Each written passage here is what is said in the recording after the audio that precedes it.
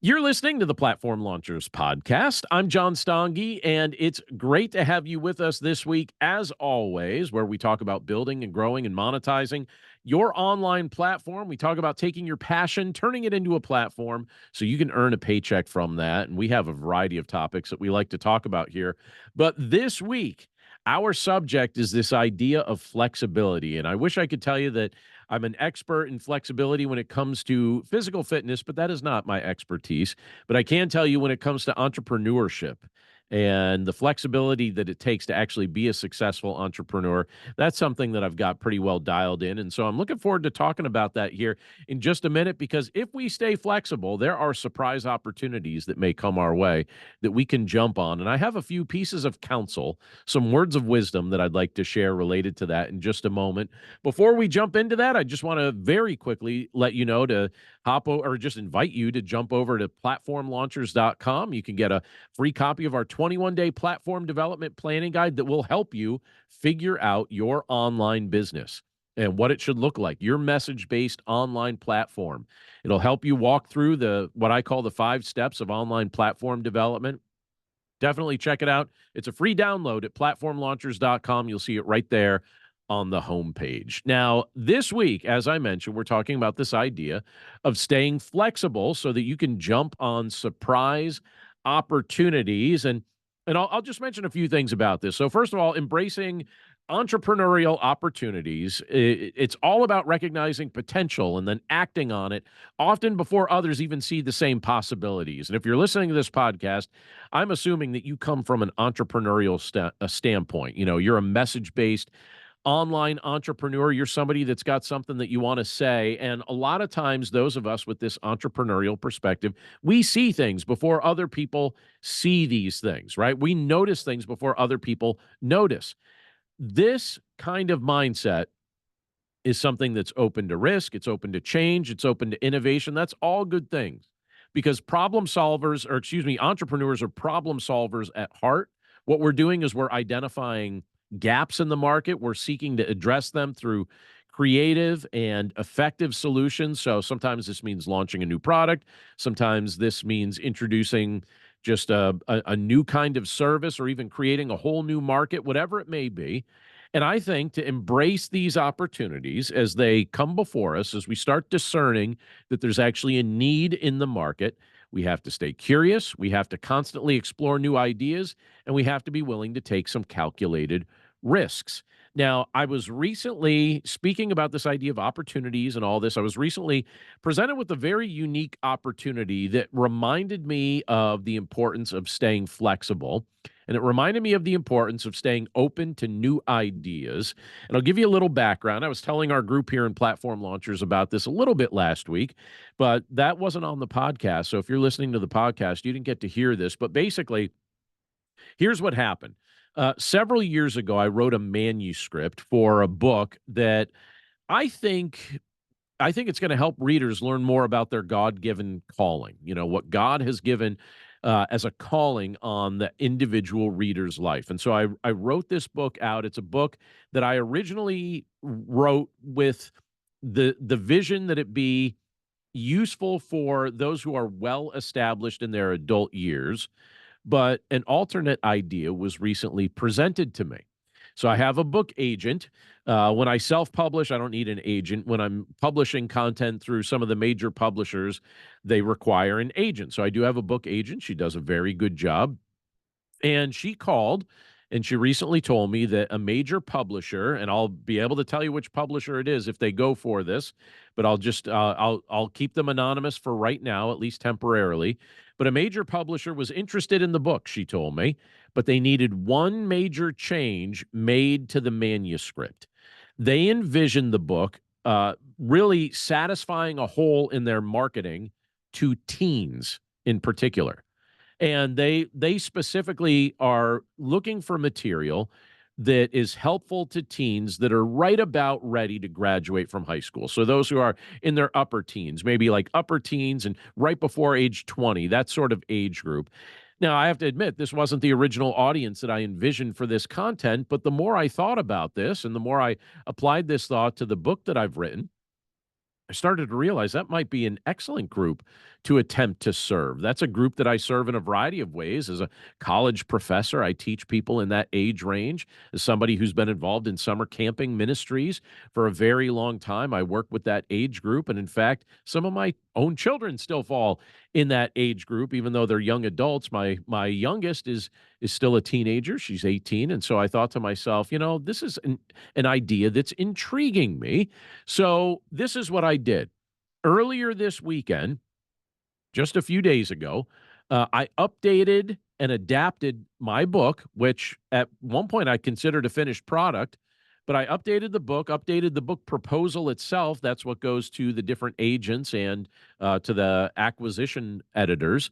And that proposal is now currently being reviewed by the acquisitions editor of the publishing company that I referenced elusively just a few moments ago. And what I'm doing, and I use this example to illustrate this, what I'm trying to do is remain flexible so that I can jump on this new opportunity. It was an unforeseen opportunity. It was something that I didn't anticipate. It wasn't an audience that I was thinking about serving with this particular book, but it was presented to me that way. And I thought to myself, you know what? I think they're onto something.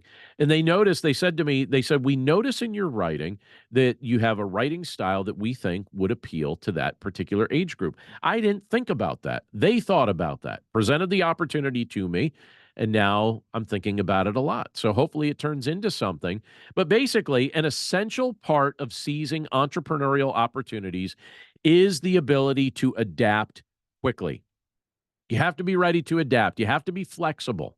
The business landscape is dynamic. Opportunities can be fleeting. I think entrepreneurs who are flexible and willing to explore new ideas and able to learn from their failures and open to adjusting their strategies accordingly are more likely to succeed. And I think this adaptability, when combined with things like resilience, allows them to navigate challenges and find new paths forward when obstacles arrive. And so here's a few thoughts that I have that just related to this idea of staying flexible to new ideas in business and adapting to change and fostering innovation and staying competitive and doing all those things. I have a few thoughts related to this if we're going to be flexible entrepreneurs. And I care about each of these thoughts, and I hope that you find them beneficial if this is something that you're personally wrestling with. Number one on my list is this: we have to become comfortable with the unpredictable. If we're going to be flexible, if we're going to be open to new opportunities as they're presented to us, we have to become comfortable with the unpredictable. I think most people are very uncomfortable with what they cannot predict.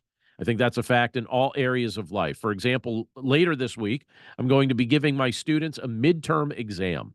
I told those students exactly what to study and exactly what to expect on the exam, but I'm still getting questions about the test. They want to know about the format. They want to know the number of questions that are going to be on it. They want to know how long I want their answers to be and more. I keep getting questions about it. Some of my students are clearly uncomfortable with the unpredictable nature of taking an exam that they haven't seen ahead of time. Well, online business and entrepreneurship, they are not predictable enterprises to get involved in. Very much like these students are kind of wrestling with this idea of certain elements of this exam being unpredictable. Well, when we're engaging in entrepreneurial activity, there's a lot that's not really predictable. You cannot predict when your services or when your content will catch on. As much as you want to predict it, you can't predict it.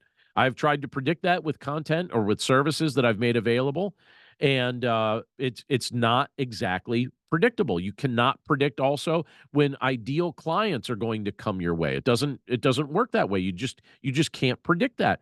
You have to become comfortable with unpredictability. So that's number one when we're talking about this idea of being flexible. Here's another thought that I have related to this. Number two on my list is this: don't become overly dependent on artificial timelines. Now, I see people do this all the time. And one of the best ways to discourage yourself, if that's your aim, um, particularly when you're trying to establish your business or when you're trying to establish your platform, a way to discourage yourself is to invent artificial timelines in your mind. If you keep creating these artificial timelines in your mind, that is actually a recipe for despair. Almost all of your predictions are going to be incorrect. And if you keep insisting that certain milestones have to be reached at overly specific times, you're going to steal the joy you should be experiencing through the work that you're doing. So don't become overly dependent on artificial timelines. Number three, when we're talking about flexibility here and being open to new opportunities as they come to us, when the right opportunity presents itself, my advice to you is this: jump on it quickly. Most opportunities to do new things, to grow your business, to reach new clients, they're going to come to you when you don't expect them. So when those opportunities are presented to you, don't delay in responding. Jump on them quickly. One of the most significant business opportunities that I've ever been offered, it came when I wasn't expecting it, nor was I looking for it. In April of 2023, so about a year and a half ago from when I'm recording this podcast right now, I was contacted by a media group that wanted to start partnering with me to create and then distribute online content. They had a nice footprint, certainly a recognizable brand. And essentially, this is what they told me. They said they wanted to use the content that I was already creating in several different places. They wanted to use that content on their platform while also continuing to give me the blessing to use it on my own platform and use it for my own purposes. So they basically were asking for permission to share my content without restricting me from where I currently use it. And they didn't want to be exclusive about it, but they wanted to utilize it for their own purposes. And as this opportunity was presented to me, I realized how unique it was. It was something, again, I wasn't looking for. I didn't anticipate it coming. But when it came and it was unique, I thought, you know what, this is something I think I need to jump on. And so without delay, I took action. And for the past year and a half, it's been a very fruitful relationship ever since. So when the right opportunity presents itself to you, jump on it quickly. Final thing that I'll mention related to this idea of being flexible and jumping on opportunities. And this is important. And I hope you'll remember this because I think that this matters. And I think in oftentimes, or like, I don't know, I guess I'm tongue tied here. Oftentimes, not in oftentimes, but oftentimes I think that this is one of those things that is a predictor of success. While you wait for opportunities to come your way, keep doing the right thing. That's number four on my list when we talk about this idea of flexibility and opportunities. While you wait for opportunities to come your way, keep doing the right thing. If you're faithful to do what you've been called to do, opportunities are going to eventually be presented to you. And I realize it can be easy to lose patience while you're waiting for them, particularly if you're new to your online business or to your online platform. But understand this: you can be preparing for those things to appear well ahead of time, way before they actually come your way. You can be preparing for those things to show up. The key is very simple. You just want to keep doing the right thing consistently, day after day, regardless of whether the opportunity has come. And you want to do it without losing heart. So you keep doing the right thing day after day without losing heart, because if you know you're doing the right thing, you can keep doing it regardless of the immediate outcome. So you just keep building the house brick by brick. And eventually that house is going to look mature and it's going to be a complete structure. And you do the right thing in anticipation of the opportunities that are going to eventually come. Final thoughts here before we wrap up this week. Embracing entrepreneurial opportunities, it requires you to stay flexible so you can remain nimble. It requires you to stay faithful so you'll be in the position to receive the rewards that eventually come to the diligent. So keep these things in mind. Again, 4 principles here that I just wanted to share with you related to this idea of being flexible and ready for the opportunities that come your way. Become comfortable with the unpredictable. Don't become overly dependent on artificial timelines. When the right opportunity presents itself to you, jump on it quickly. And while you wait for those opportunities to come your way, keep doing the right thing. Do what's right while you wait for the opportunities to come, because you're going to have that house built brick by brick and it's going to be ready for the opportunity when it presents itself. So these are some things to think about. I've been thinking about them lately because I've been forced to be adaptable and flexible with some opportunities that have come my way. So there are certain things about what I do is just as far as my weekly routine and certain things that I'm working on right now that I didn't anticipate working on, but I'm working on them because opportunities presented themselves. They required me to be a bit flexible and adaptable. And as I do that, that's giving me the opportunity to serve new people and new audiences and to expand my reach with my content. And I want the same for you. So I hope you find this helpful.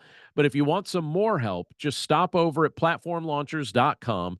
You'll find a whole bunch of stuff that we have over there. We've got courses over there that'll help you build, grow, and monetize your online platform. We have a 48-hour pass to our video library where you could learn about all sorts of content and hear from various guest experts. We have our, like I said, our 21-day platform development planning guide. You can find that all at platformlaunchers.com. Definitely check it out. You're going to find the tools there to build your message-based online business, your message-based online platform. We've got it all over there for you, and we're happy to share it with you. But that's it for us this week. Thanks again for tuning in. It's always a pleasure to be able to spend this time with you. I hope you have an awesome week, and I look forward to catching up with you again right here next time. Take care.